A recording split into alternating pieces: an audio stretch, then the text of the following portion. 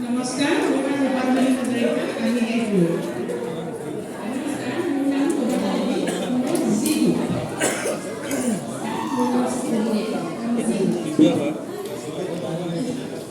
নমস্কাৰ, মোৰ নাম শ্ৰীমতী।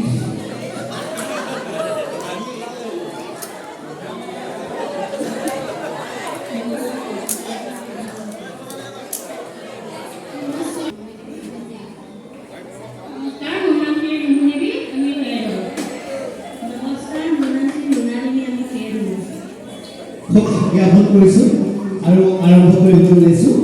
এতিয়া প্ৰতিযোগীসকলৰ জ্ঞাপনপতীয়া নম্বৰ পাবত 10। যদি পাহৰি যায়, ধৰিলোঁ আমি এই দলত প্ৰশ্ন আৰম্ভ কৰিছোঁ, এই দলে কিবা কাৰণত নোৱাৰিলে সেই প্ৰশ্নটো বাগৰি যাব বি দল। তেতিয়া বাগৰি যোৱাৰ প্ৰশ্নৰ উত্তৰ যেতিয়া বি দলে ক'ব পাৰিব, বাগৰি যোৱা প্ৰশ্নৰ বাবে উত্তৰটো ক'ব পাৰিলে পাব 5 নম্বৰ। গতিকে প্ৰতিযোগীসকলে উত্তৰটো জানিলেও নিজৰ দলতে গোপনে আলোচনা কৰিব, যাতে অন্য দলে শুনা নাপায়। ঠিক আছে, আৰম্ভ কৰোঁ। সকলোকে ধন্যবাদ জনাইছোঁ। পাত খাই জীয়াই থাকে।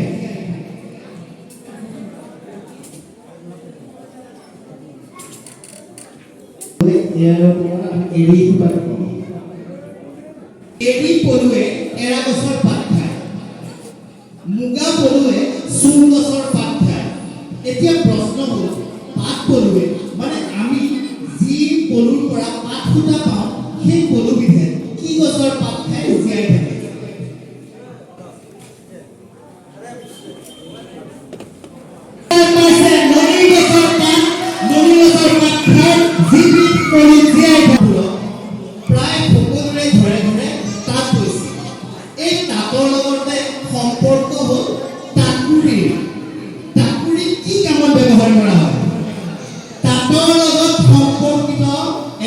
বস্তু, সেই বস্তুটোৰ নাম হৈছে টাকুৰি।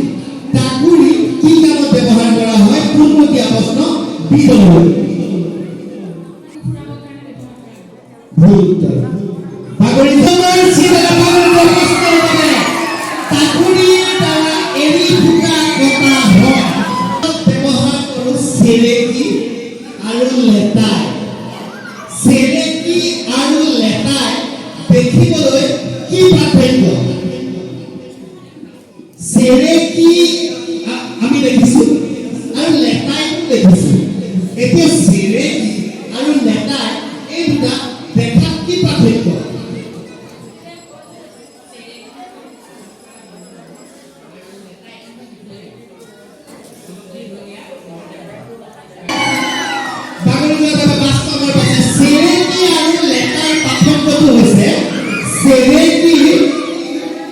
যিটো ওপৰৰ মূৰটো সেইটো মেলানি হয় আৰু লেটাই ঠোঁট পোৱা ঠোঁট বনোৱা।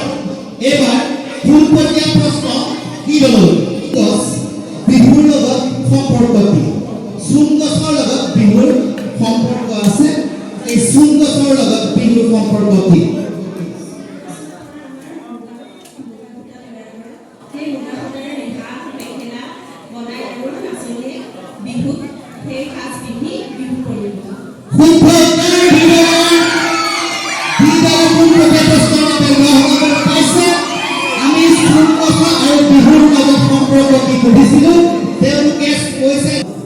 শিৱ অসমলৈ দুবাৰ আহিছিল। মহাদেৱ শিৱ অসমলৈ দুবাৰ আহিছিল। কিয় আহিছিল, কি কাৰণত আহিছিল, সেইটো ক'ব লাগে।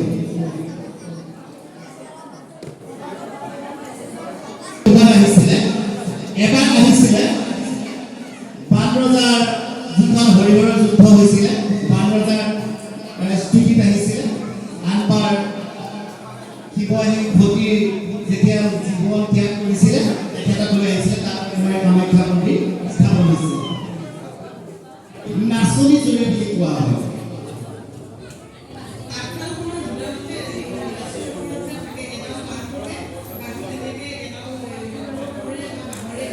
প্ৰশ্নৰ উত্তৰ দিব পাৰিছে, তেওঁলোকে 10 নম্বৰ পাইছে। আৰু নাম হ'ল সংযোগী কাঠৰ বা বাঁহৰ দীঘলীয়া অংশটো কি নামেৰে জনা যায়? আমি যেতিয়া হাল বাবলৈ যাওঁ তাত এখন যুঁৱলি থাকে আৰু এটা নাঙল থাকে। যুঁৱলি আৰু নাঙলৰ মাজত এই বামডালক কি নামেৰে জনা যায়? নিগনি মাৰিবা নিগনি পুখুৰী বুলি কোৱা হয়। এতিয়া এভলীয়া খুঁটি থাকে। এই খুঁটিকেইটা এনেকৈ দিয়াই থাকে যাতে গৰুহাল সহজে ওলাই যাব নোৱাৰে আৰু যুঁৱলিখনত জুপিবলৈ সহজ হয়। এই খুঁটিকেইটাৰ এটা নাম আছে। সেই খুঁটিকেইটাৰ নাম কি? সেই যুঁৱলিখনত গৰুৰ জুপিবৰ বাবে 4টা খুঁটি থাকে। দুটা দুটাকৈ দুটা মূৰত দুটা দুটাকৈ 4টা খুঁটি থাকে যাতে গৰুহাল আমি তাত জুপিব পাৰোঁ আৰু সহজে গৰুহাল ওলাই যাব নোৱাৰে আৰু কামকে সহজ হয়। সেই খুঁটিকেইটাৰ নাম আছে। সেই খুঁটিকেইটাৰ নাম কি? সেইকেইটা টাইম পাই আকৌ বেলেগ কাম কৰোঁ মানে তাৰপৰা খবৰি পৰা বস্তুখিনি উলিয়াওঁ হয়নে নহয়? এডাল মাৰি সহায় ঢেঁকীৰ দান খুৱাই ৰাখোঁ। সেই দান খুৱাই ৰখা বিশেষ মাৰিডালৰ এটা বিশেষ নাম আছে। সেই নামটো কি? কতৰাজোৰত বহি ঢেঁকী এটা কতৰাজোৰত বহিবলৈ ঢেঁকীটো ফুটাই এটা শলা লগাই থোৱা হয় য'ত আমি ধৰি ঢেঁকীটো মাৰোঁ হয়নে? তাৰ অকণমান আগতে মানে কতৰাজোৰ ওপৰত এডাল মাৰি থাকে। সেই মাৰিডালৰ ঢেঁকীটো সোমোৱা হৈ থাকে। তাৰ ওপৰতে কতৰাজোৰ ওপৰতে সেই ঢেঁকীটো থাকে। সেই বিশেষ মাৰিডাল যিডাল মাৰি ঢেঁকী সোমোৱা হৈ থাকে, যিডাল কতৰাটোৰ ওপৰত ধৰি থাকে, সেই মাৰিডালৰ নাম কি? ফুটবলৰ প্লেয়াৰে পোনপটীয়া প্ৰশ্নৰ বাবে তেওঁলোকে 10 নম্বৰ পাবলৈ সক্ষম হৈছে। ঢেঁকী এটা কতৰাটোৰ বহি গ'ল। ঢেঁকীৰ যিডাল শলা সোমাই বহাই থোৱা হয় সেই শলাডালৰ নাম কি? উত্তৰ হ'ল আখল শলা। এতিয়া পাকঘৰ আচলতে কিছু কথা ভাত খাওঁনে? আমি সকলোৱে গৰম ভাত খাওঁ হয় নহয়? গৰম ভাতৰ পানী নিখনি বুলি কোৱা হয় হয় নহয়? এতিয়া মোৰ প্ৰশ্ন হ'ল এইদৰে পইতা ভাতৰ পানী কি বুলি কোৱা হয়? আকৌ কৈছোঁ পানী বাগৰি যোৱা প্ৰশ্নৰ কাৰণে পইতা ভাতৰ পানীটোক ফুটনি বুলি কোৱা হয়। কাঁহী বাতি আদি থবলৈ পাতি লোৱা বাঁহৰ চাংখনক কি বোলে?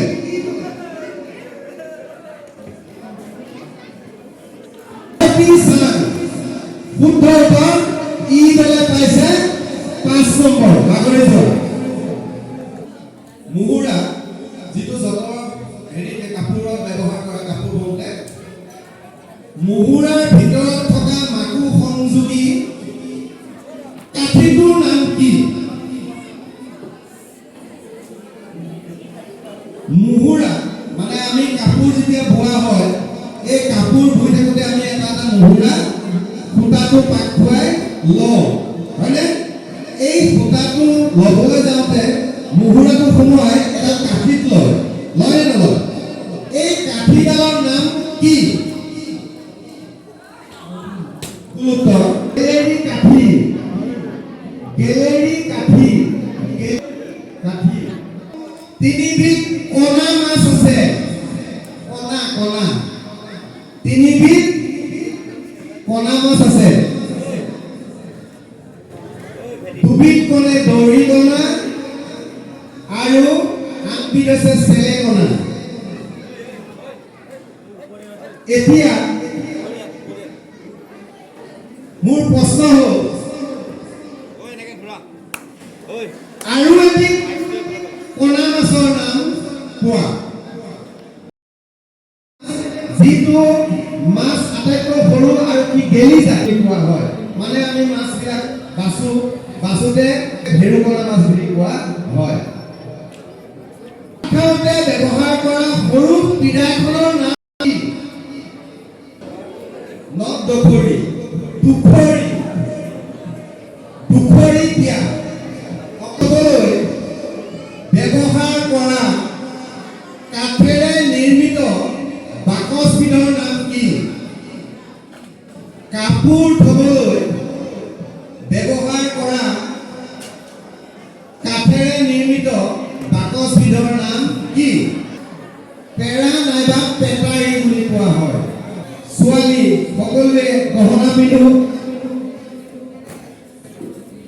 এতিয়া মোৰ প্ৰশ্ন হ'ল, গেজেৰা অসমীয়া মহিলাই পৰিধান কৰা এবিধ অলংকাৰ। গেজেৰা। এই অলংকাৰবিধ দেহৰ কোনটো ভাগত পৰিধান কৰা হয়? প্ৰশ্নৰ উত্তৰ পাইছে 5 নম্বৰ ডিঙি। সবাহত কইনাবিলাকে সচৰাচৰ ৰাস ভাওনাত কপালি ব্যৱহাৰ কৰে। পিন্ধা অলংকাৰবিলাক ভিতৰত কপালি বুলি কোৱা হয়। তৈয়াৰী কৰা পিঠাবিধৰ নাম কি? ভুল ফেনী মধুনীয়া নদীগৈ ফেনী পিঠা কাক কোৱা হয়? এইদৰে কৈছে পোনপটীয়া প্ৰশ্ন।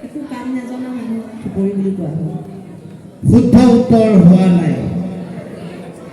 যিদৰে নাগৰি গৈছে, যিসকল মহিলাই কাপোৰ কানি বব নাজানে তেওঁলোকক থুপৰি বুলি কোৱা হয়। সেইটো কিন্তু আগৰ দিনত দেই, এতিয়াতো প্ৰায় সকলোৱে নাজানে। এজনে এটা মোনা আৰু ছাতি লৈ যায়। এই মোনা আৰু ছাতি লৈ যোৱা সেই বিশেষ ব্যক্তিজনক এটা বিশেষ নামেৰে জনা যায়। সেই নামটো কি? এজন ব্যক্তিয়ে এটা মোনা আৰু এটা ছাতি লৈ যায়। সেই মোনা আৰু ছাতি লৈ যোৱা ব্যক্তিজনক এটা বিশেষ নামেৰে নামাকৰণ কৰা হয়। তেওঁক কি বুলি কয়? কুঞ্জল কপিল নাটন দিনা যিটো বিহু আমাৰ পালন কৰা হয়, সেই বিহুটোক চেৰা বিহু বুলি কোৱা হয়। তাৰ নাম কি? শুদ্ধ উত্তৰ। ইদলে পোনপটীয়া প্ৰশ্নৰ বাবে 10 নম্বৰ পাইছে। এইবাৰ ফুলে নাহৰ ফুলে বিহুক আদৰণি জনায়। কপৌ ফুল, নাহৰ ফুল আদি ফুলে বিভিন্ন ফুলে বিহুক আদৰণি জনায়। কিন্তু এনেকুৱা এবিধ ফুল আছে যিবিধ ফুলে বিহুক বিদায় জনায়। এতিয়া প্ৰশ্নটো হ'ল এক তললৈ, বহাগ বিহুক বিদায় জনোৱা ফুলবিধৰ নাম কি? এজাৰ ফুল। শুদ্ধ উত্তৰ। একদলে পোনপটীয়া প্ৰশ্নৰ বাবে সাধাৰণতে শাক পাচলিবোৰ কাটি কুটি তাৰপিছত ধুই তাৰপিছত আমি তৰকাৰী চব্জি কিবা কিবি বনাওঁ, ভাজি কিবা বনাওঁ, হয়নে?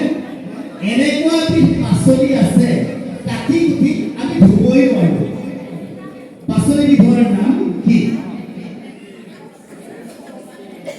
আমি বিভিন্ন ভাজিয়ে হওক, আঞ্জাই হওক, তৰকাৰী হওক বনাওঁতে আমি পাচলিখিনি কাটি কুটি তাৰপিছত ধুওঁ, হয়নে? তাৰপিছত আমি ব্যঞ্জনটো বনাওঁ। কিন্তু এনেকুৱা এবিধ পাচলি আছে আমি কাটি কুটি ধুব নোৱাৰোঁ। ভুল উত্তৰ।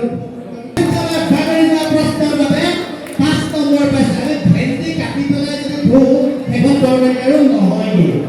দ্ৰৌপদীৰ আন এটা নাম কি? মহাভাৰতৰ দ্ৰৌপদীৰ আৰু এটা নাম আছে, সেই নামটো কি? শুদ্ধ উত্তৰ। পোনপটীয়া প্ৰশ্নৰ বাবে 10 নম্বৰ পাইছে। মহাভাৰতৰ দ্ৰৌপদীৰ আৰু এটা নাম পাঞ্চালী। এই প্ৰিয় বন্ধুজনৰ নাম কি? শুদ্ধ উত্তৰ। আইডালে পোনপটীয়া প্ৰশ্নৰ বাবে 10 নম্বৰ পাইছে। শ্ৰীকৃষ্ণৰ প্ৰিয় বন্ধুজনৰ নাম হ'ল সুদামা। আমাৰ ৰাজহুৱা অনুষ্ঠানবোৰ চলাবলৈ এই বিভিন্ন ধৰণৰ লাইট আছে, হয়নে? এটা সময় আছিল এই লাইটবোৰ নাছিল কিন্তু সেই অনুষ্ঠানবোৰ ৰাজহুৱা অনুষ্ঠানবোৰ চলাবলৈ এবিধ বিশেষ কেৰাচিনযুক্ত লেম্প জাতীয় বস্তু ব্যৱহাৰ কৰা হৈছিল তাৰ নাম কি ভুল উত্তৰ মেণ্টেল লাইট আমাৰ ইয়াতে কোৱা হয় কিন্তু গোটেই লিখিত শব্দ সেইটো নহয় ভুল উত্তৰ তোমাৰ এটা শুদ্ধ উত্তৰ আছে মন্ত্ৰলৈ এটি সাইড লাইট বাগিচা কৰা ফুলনি আমি এখন বাগিচাত বিভিন্ন ৰঙৰ ফুল দেখো ৰঙা ফুল দেখো কলা ফুল আমি ক'ত দেখা পাওঁ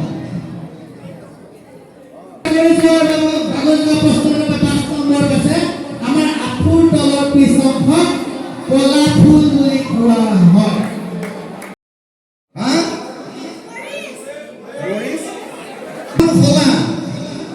ভোজন খলা জলকীয়া ৰাজহুৱা নাম